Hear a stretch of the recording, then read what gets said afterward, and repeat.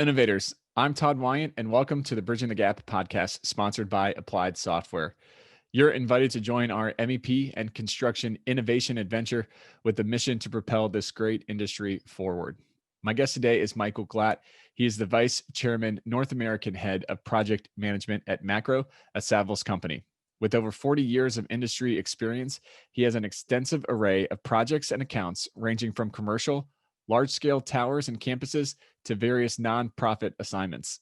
Michael is able to manage the big picture in tandem with the details, working with Fortune 500 companies. Welcome to the show, Michael. Thanks, Todd. Really appreciate it. Really excited to be here today. Awesome. Well, let's start with how you got into the construction industry to begin with. Sure. So going back over 40 years through junior high and high school, went to our family business, which was a millwork firm in Brooklyn, New York. I'm third generation in the industry. Nice. And kind of fell in love with it a little bit, putting things together. I guess that reflects back to my ingenuity, I guess, as a child. I was very much into Tinker Toys and erector sets and things like that growing up. So there was no surprise that I really took to the building side of it, became a union carpenter. And really from there, branched out into many other areas just through some good fortune into the construction business with a friend from school, from college. And then we basically just branched out into other areas and eventually got into the project management and consulting side, really because I wanted to be there with the clients from a strategic standpoint, not just from an execution standpoint. Mm-hmm. Interesting.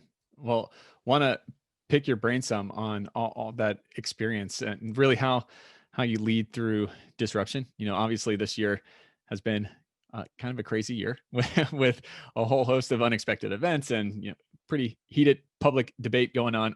What do you think is kind of the most important thing a leader can do during these times to lead well through uncertainty? I think it's pretty obvious that leadership is needed more than ever. In itself, when there's uncertainty, I think it takes the normal stress level of a job and of life and just, exponentially makes it more difficult. So the first thing we provide is assurance to people, right? Leaders provide assurance. And even if that assurance is, I don't have the answers right now, I think that's important to provide that to people, as well as being genuine. I think it's very important that people understand that we're all in this together, but that how we're going to solve problems, great communication skills, I think helps a leader be successful, telling people what to expect when you know something. And also, I think telling people when we will have answers. And certainly the last go around now, this third wave or second wave, depending upon where you are in the United States, is creating another level of anxiety and uncertainty. But with hopefully a vaccine here now, we're at least we're in a position we're going to be able to anticipate when we're going to come out of this and how we're going to deal with it. Mm-hmm. Yeah, I think one of the things that kind of struck me with what you said there is that there's a lot of power and really credibility in being upfront and honest enough to say, I don't know, but I'll get back with you. I'll find that out and get back with you on it. Because I think that one of the worst things you can do is pretend like you know what you're talking about when you don't. You're going to get found out. People are going to see straight through that. So I think the more you can be kind of upfront and honest with it, the better it's going to go for you in the long run. I couldn't agree more. And I think just focusing on the aspect of in-person versus Zoom, I think that Zoom gives leaders the opportunity to be in front of people more. People don't expect you to be traveling to their office as much as you may have in the past, or walking into their office if you work in the same location. But we love crashing Zooms in our leadership team, just a surprise visit. And of course, we try to temper that in advance to make sure that, someone on that call knows and has given us the okay that it's okay for us to drop in. Yeah. But making it fun as well, giving back to people, giving them more time, giving them the flexibility. And I would also say that the humility a leader needs to show is to understand that there are some challenges here, emotional challenges, and mental wellness is an important part of this. And we have to be there for our people, anticipate the signs, and give them that room so that they can take a breather every now and then. We hear about being zoomed out and things like that. Mm-hmm. So I think being human, being genuine, and communicating well are three key aspects that a leader can really show their strength.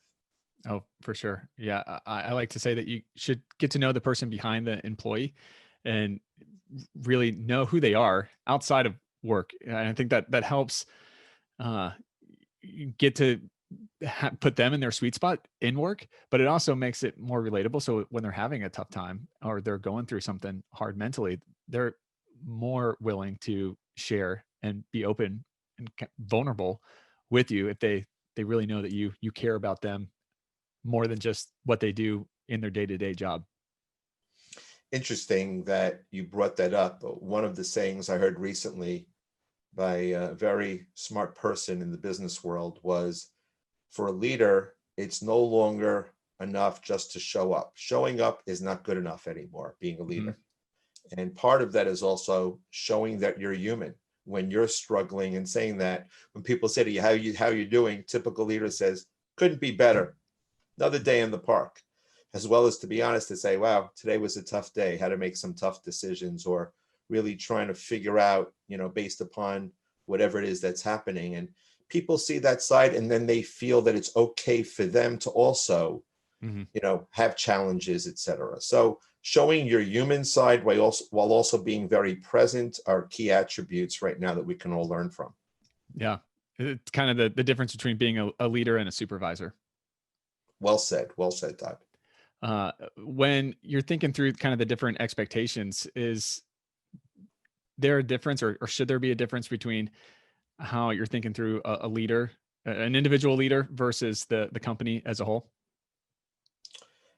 Absolutely. But it's not always easy. Most companies, including ours, we're changing. We're trying to adapt. And in doing so, sometimes it's hard for individual leaders to keep pace with the company or to understand that things are changing so fast. So again, I would just stress the need for communications. And I think that we can't expect every leader in a company to be the same. We're not clones, we're human beings. So it's a balance is what I would say between the two.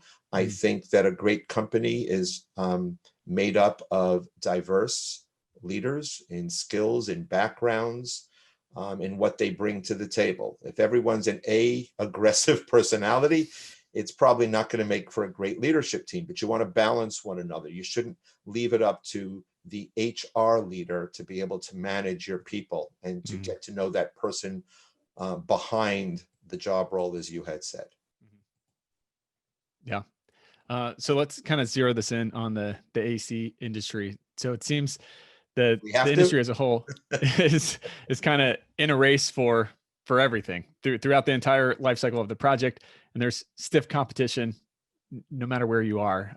What do you think the main driver of this situation that we got going on is? I'm not sure if there's one or if one stands out from the rest. I think there are a few.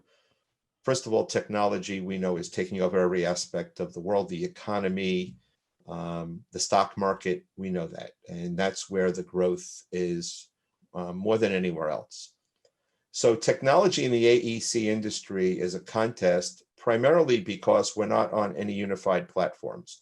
When I grew up, there was a race between the Betamax tapes and the VHS videotapes. And we all know that VHS won out.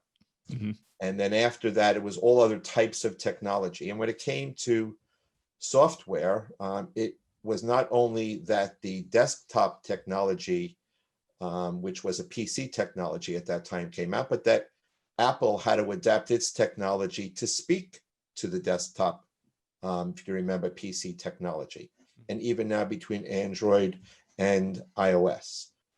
And we don't have that compatibility in the AEC industry. They're standalone products. But as they become cloud-based and as they become on common platforms, and we know without getting into too much technical parts of this, that they do sometimes speak the same language, but they're disparate programs.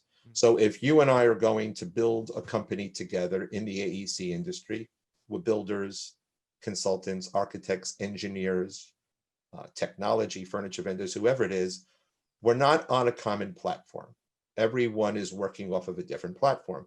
And even if we're managing the tasks for the client, or in our case, for the project manager, as we are, we're still managing our own internal tasks separately from that.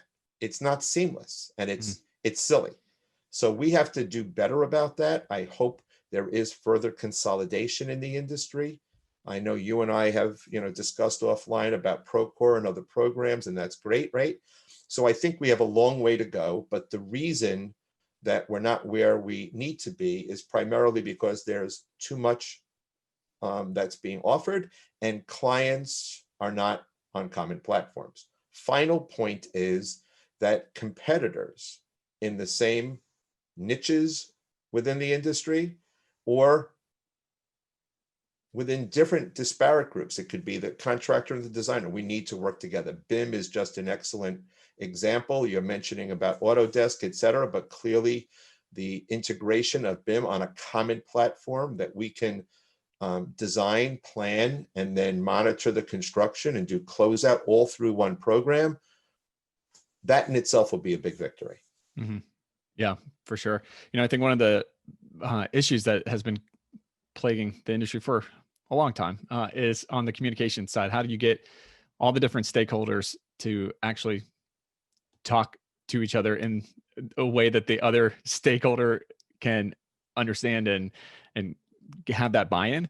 And as you're talking with all the disparate technology platforms out there, I think that that's a big problem that is causing this lack of communication, or at least it's not helping the communication. That if we can get all the programs and the interoperability between them going, then that should slowly start to pull along that communication gap. I'll give you a perfect example about, I wouldn't say how easy it is, but how our expectations should be set to a very simple process. Mm-hmm. I was asked by someone, did I want to order something, a new microphone to do podcasts, let's say, right? Mm-hmm. Which did happen, as you know, so no problem. So I get a link and it says I can order it on, let's say, Amazon. Mm-hmm. So I go ahead and I order it on Amazon. Right after that, you don't only get an order confirmation, it says track your package. Right. And allows you to track the package. That's real-time information, Todd. That all the systems are talking, they're integrated, right? Mm-hmm. So just think of that all the way to the point of it being delivered. If you want to know if it's missing. So I'm saying that was my point about delivery of an AEC project, at least from the point of commitment, when we know that we're going to construct the project, and all the way through closeout. That should be our aspiration. Yeah. This is a slight rabbit trail, but it's one of my recent questions that have been rattling around in my head of late. With construction, they're generating so much data on a project and on the job site, but then it seems like nothing is done with that data. There's not that pause at the end for kind of self-reflection of the project of how did this actually go.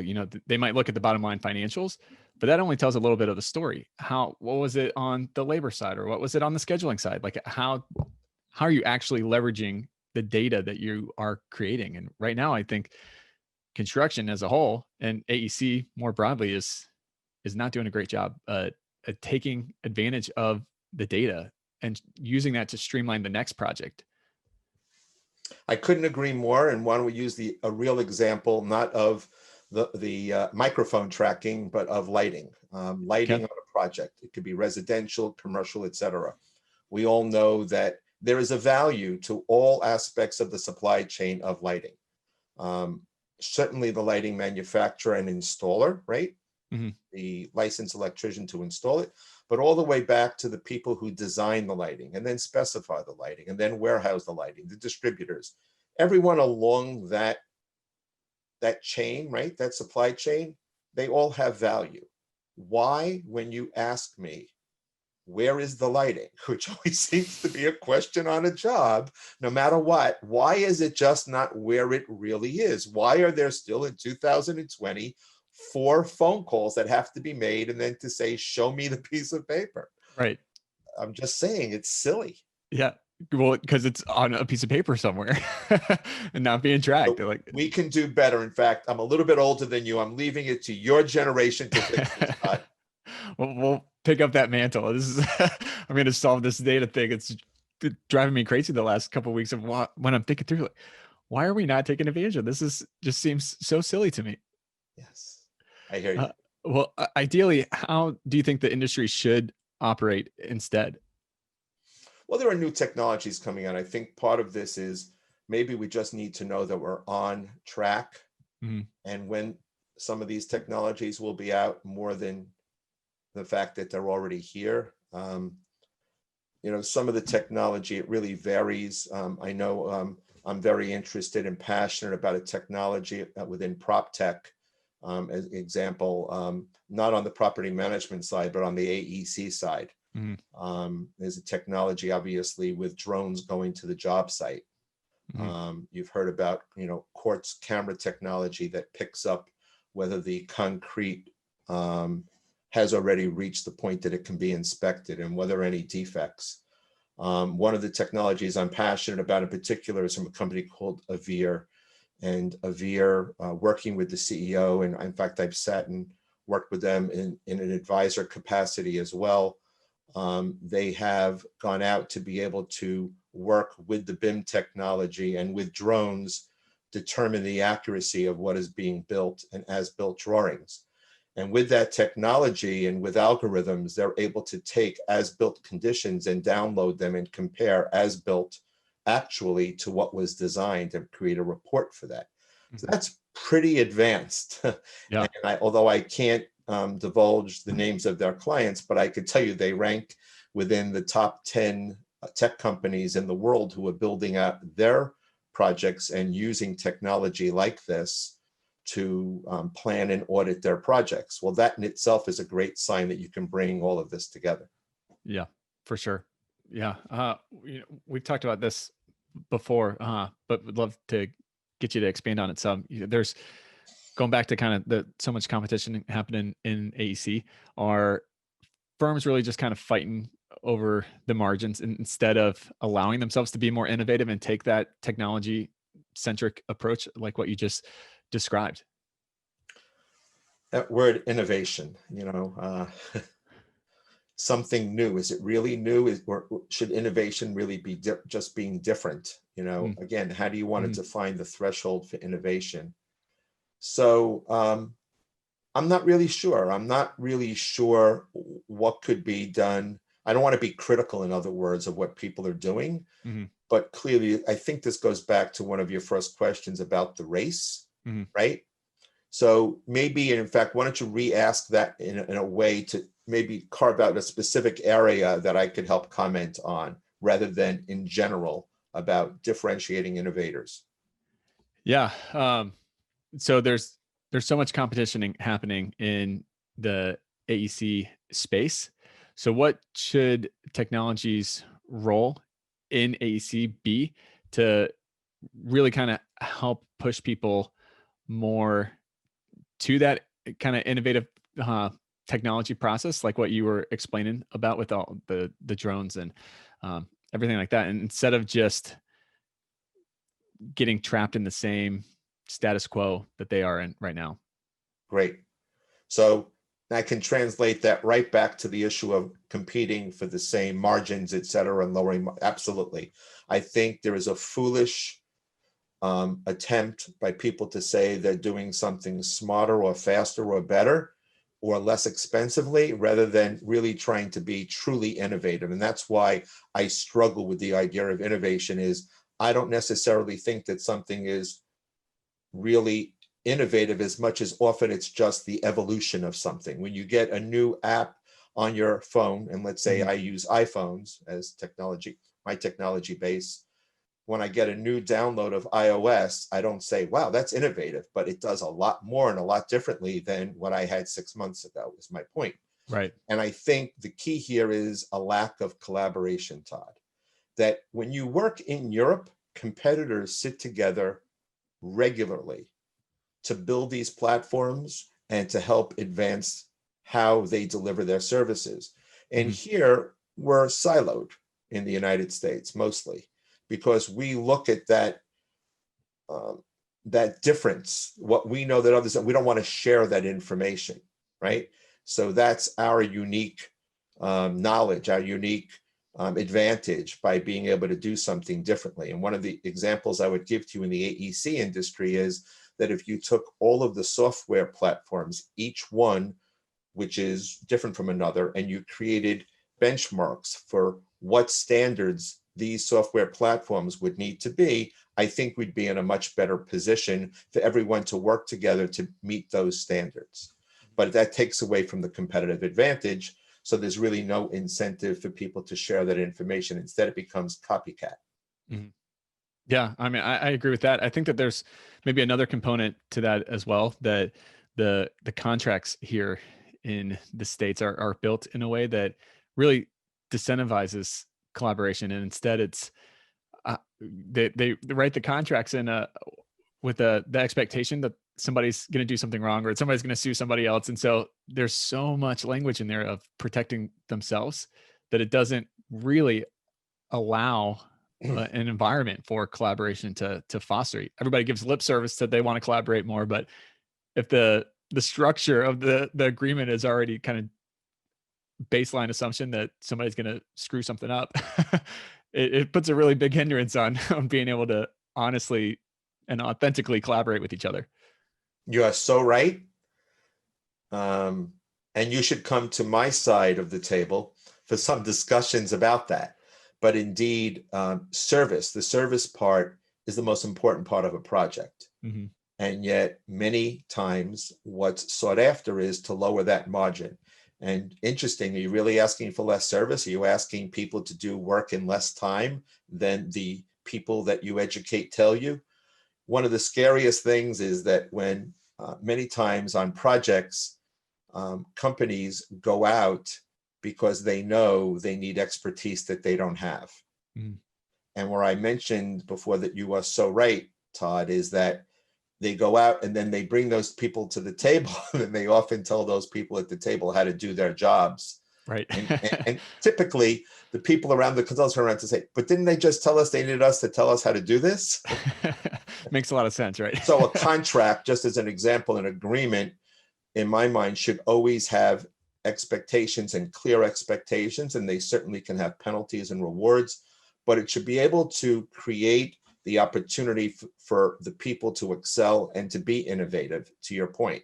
But instead, we're held to very specific constraints as to how we need to perform within contracts. But that has a lot to do with, unfortunately, the mindset, and it's a very litigious world. Mm-hmm. And that's the way things are structured. And we certainly can change that, but it hasn't changed in my lifetime.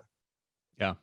And, I'm not naive enough to think that everybody's going to be, if you change that structure, that everybody's going to be sitting around singing Kumbaya, holding hands during a meeting or the project and everything. But I think it would help and kind of just letting people lower their guns a little bit. By the way, 2 magic ingredients, you heard it from here today, to make that happen: time and money. And I, without mentioning the name, know of one client who, for the 15 years or so doing business with them, projects that they're doing are in the hundreds of millions of dollars each time, very large entity. Mm-hmm. They are always complete with their project 2 months ahead of schedule. Each time, 2 months ahead of schedule and under budget. So I'm just saying, they have the money to risk to make a mistake.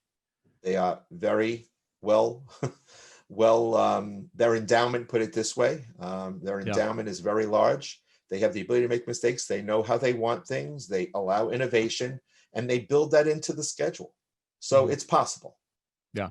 Well, that's awesome. I love hearing those success stories and, giving voice to that for sure. Getting back to the technology aspects, what are some of the key factors that you look for when looking at technology? I guess in its simplest form, technology is obviously very powerful. It enables and empowers individuals to do their jobs faster, easier, hopefully with higher quality as well. I think the key to all of this right now is user interface. One of the great reasons for Amazon's success is they stay up all day and night figuring out how to make it easier for you to use less clicks and to be able to get a seamless experience with them. Mm-hmm. And I think there's a lot to learn from that in the AEC industry to make it seamless, as I mentioned earlier. So I think that it's powerful. We can definitely take advantage of a lot of what we've learned, but we have to push back to make it easier for people to use that, something we touched on earlier. Mm-hmm. Yeah, interesting. So if we kind of broaden back out to what's been going on in 2020, how do you think COVID has really impacted the commercial real estate game? Big time.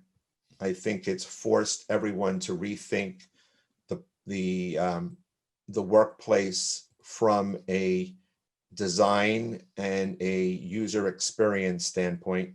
Mm-hmm. Wellness is more important than ever in all aspects of design. How we get to work, how often we go to work, what we do when we get to work, it's all changed.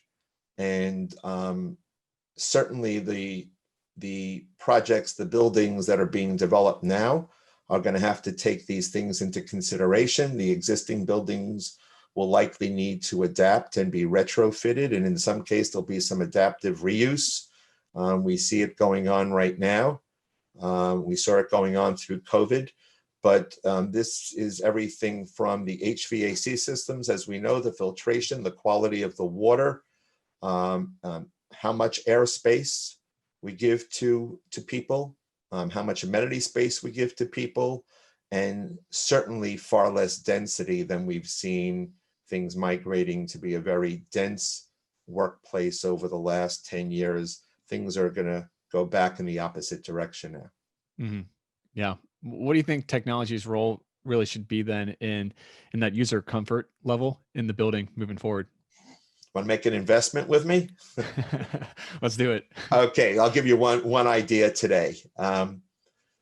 We should be able to wake up, and this is all, Todd, this is reasonable. I'm not looking to, for us to go open an office on another planet. This is reasonable. It's here.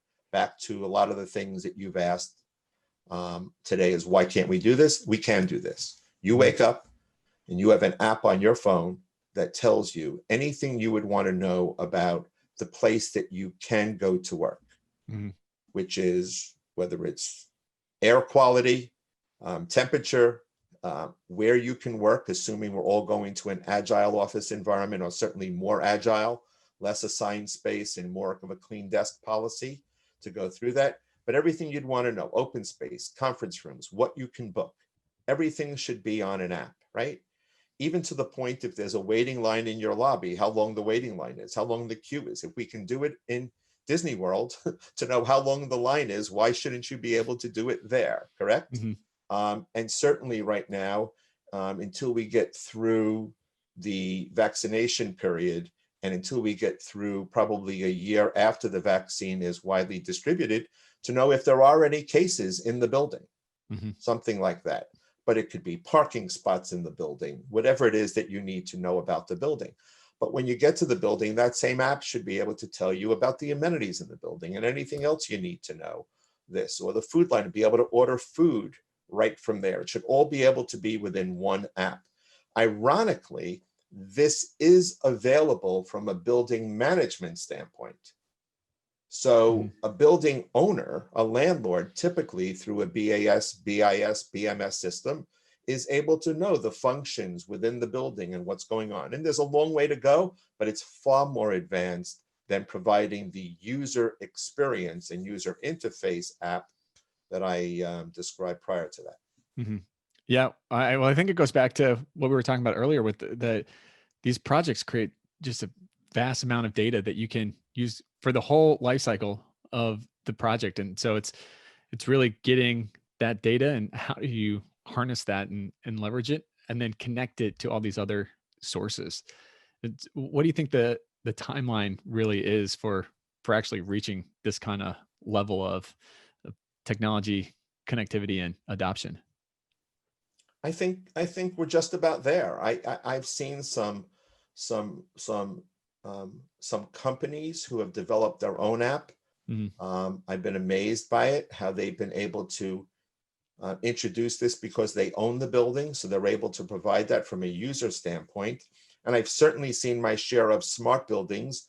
It started in Europe about 5 years ago, traveling there and seeing smart buildings there a little bit more advanced, down to monitoring the sustainability of the building, the wellness of the building.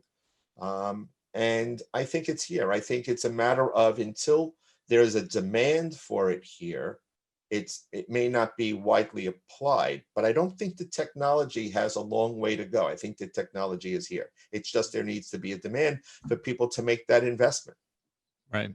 Yeah. Well, when you think of like IoT and everything, it's been there on small scales, and maybe this year has definitely given the demand needed. You know your stuff. IoT is critical. It is such a key part. For those who don't know, IoT is Internet of Things, and our devices are giving off signals and reading that and tracking it. You do have to balance that with the big brother concerns, right? Sure. Turning that on. Do you know you're being tracked? What does that mean? So it's good to know that if there is, God forbid, an emergency in a building, that they know who's there and there's a reason for that.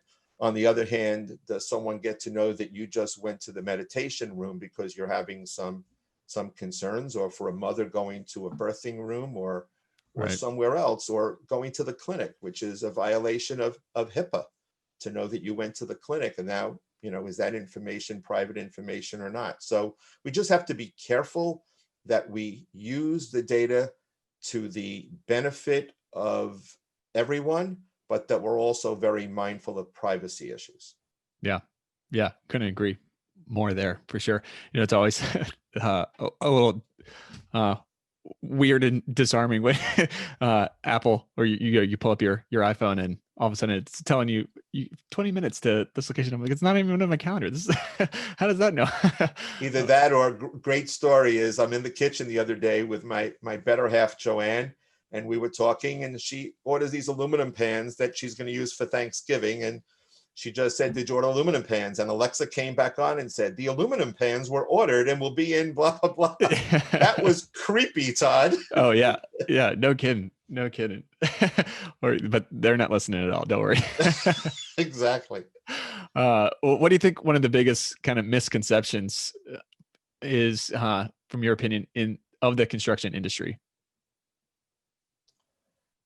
I'd probably say that I think the stigma of blue collar, white collar is completely unfair. Mm-hmm. I would say, first of all, from I guess the end of the process, when the project is actually being built and finished, every one of those tradespeople who are building that job are critical to how we, in the case of a house, a home, a hospital, or in the case of an office, they are critical pieces to the success of what we all enjoy. Mm-hmm. And I certainly support the ongoing alignment of standards in the industries, whether they be by unions or other trade organizations, and getting people trained on all this new software we're talking about, et cetera, and setting the right standards. And the fact that so many of them have been at risk through COVID is another thing that we should just call out and mention about the construction workers. Mm-hmm. They've just been incredible. I heard and then read an article recently. One said 4, the other said 5 times more likely for a construction worker to be afflicted with COVID than other types of workers. Wow. In the industry, and for various reasons. So they've gone through some tough times, that and absorbing the increased cost and the loss of profit due to COVID. Can't put as many people on the site, can't get into a freight elevator or hoist. There've been a lot of challenges, shortage of materials, contracts that didn't provide for them to charge extra for these costs that they were hit with that were unexpected before COVID. Right. And then let's go to the top of the food chain within the design teams. There are just great designers and engineers out there who have adapted very, very quickly to the unknown of this disease. and to create workplaces and new designs that are going to allow us to be healthy in the workplace. And that's been great. So I think from cradle to cradle, let's say, or from start to finish within the cycle of the AEC process, everyone has adapted very well. That has to be balanced within the reality that there is a lot less work out there. Just that's it. And aside from the residential market, where obviously there's been a big increase in work, and people are redoing their homes and moving and taking advantage of low mortgage rates, and obviously now a desire to go with is maybe some more grass or more room to walk around. That's the exception to the rule. Unfortunately, within the commercial construction world, things have been far less abundant in terms of work. So, they've been doing a great job. I could definitely see further consolidation coming down the road. I think people are going to need to adapt to a more cost-efficient model in order to survive through the next year, a year and a half, or 2 years. You typically see from the aspects of the real estate side of this, real estate services, and being a part of one of the largest companies in the world in real estate services at Savills. We work together very closely on that. Our 600 offices globally sharing information, but we can see in different markets where there's going to be a shortage on construction projects in the next year or two, simply because of what's going on in the real estate development and lease side. That's why I mentioned earlier about Atlanta. We see great things going on in Atlanta and the Southeast in general. A lot of companies who are really looking to bring business to that market who were in other areas prior. Atlanta's the place to be. It's a happening city. Absolutely. Just got to work on the Falcons a little bit. Hey, sports teams are not our claim to fame. We usually do well and then just choke right at the end. It's a sore subject. That's fine. Well, how do people get a hold of you and find out kind of more about what you're doing? Well, certainly I'm reachable at Savills. Anytime anybody needs my email address and everything, you already have, but glad to provide it to you.